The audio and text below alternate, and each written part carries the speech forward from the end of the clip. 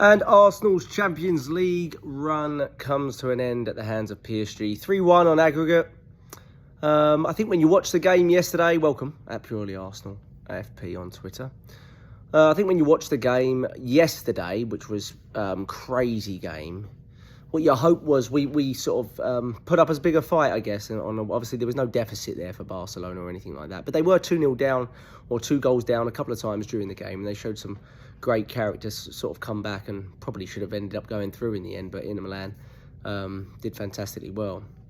And although the scoreline doesn't represent it, I think we put, no one will want to hear it, but I think it really flatters PSG, to be honest, the scoreline. Look, I think they probably overall, you've got to say they deserve to go through. 3 fantastic goals, not a lot we can do. Well, there's certainly stuff we can do defensively, but in terms of the goalkeeper, there's not really a lot we could do about either of those goals, I don't think. Obviously, Donnarumma made some fantastic saves in the first leg and maybe even some better ones in this one from Odegaard and other players alike. Saka, I think, one in top corner, a couple of others that I remember him making from an early throw on.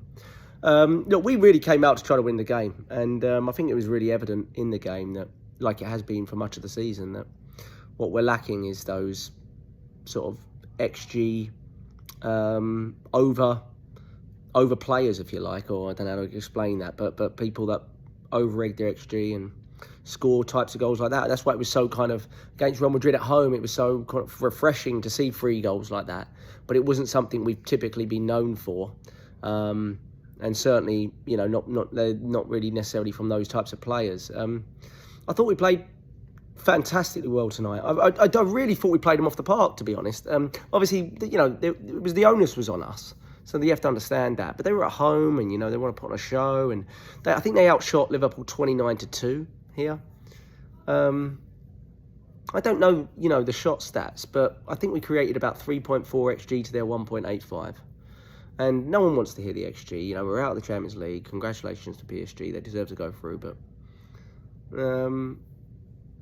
Barcelona will be looked at as, going out sort of really gracefully and fantastically and epically and heroically.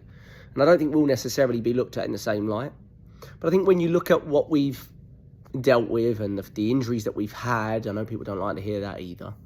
I think in terms of tonight, I can't really knock the performance. What I really was worried about was that they would just absolutely overrun us because of the way I've seen them play in Paris this season against Villa, against Liverpool, against City, against other teams. They've just absolutely torn teams to shreds. And they could not get a foothold in the game. And a lot of their chances, they scored completely against the run of play. They had hit the post through Kvara before that, but a lot of their chances were really on breakaways.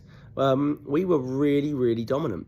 But it was really, really evident that we didn't have anyone in that final third that could really say, I am him, give me the ball, I'm putting it away here. And I think that player is usually for us, Bukayo Saka. And I mean, he did score, but he should have scored another, shouldn't he? And I think it's really evident in these games that he's playing in patches and he's not fully fit. He's just not. He's no way near fully fit. And that's nothing to do with anything other than, he's just recently come back and from a surgical injury, and he's probably not going to show his full fitness until hopefully the start of next season. But I thought to a man, I thought Declan Rice was fantastic. I thought the only player that really struggled, to be honest, was Lewis Skelly. I thought he had a really tough game. Gave away some silly balls, silly fouls, and he was really struggling up against Doué. And he'll learn a lot from this experience. I have no real concerns about him, but he was trying to do a little too much on the ball sometimes, and he was the one that was getting caught early on, I felt. Beyond that, I thought everyone was really, really terrific, including the goalkeeper, save for the penalty. What a disgraceful penalty that is to give, let alone at this moment. During the context of that game, when we were, by the way, we had a shout for one on Saka just before that. That's what I thought he was reviewing, which we've not been privy to seeing. And it's, look, they won the game, fair enough, but that is a disgraceful penalty to give. Absolutely disgraceful. I know the rule in Europe, but we had one of those, I want to say in the Madrid game. And I think it was the Madrid game, or was it the first leg of PSG? And they didn't give it. And the only 2 I really recall them giving, actually 3, we did get one against Shakhtar Donetsk, I believe, earlier in the season. But they gave one at Inter away against Marino, and this one.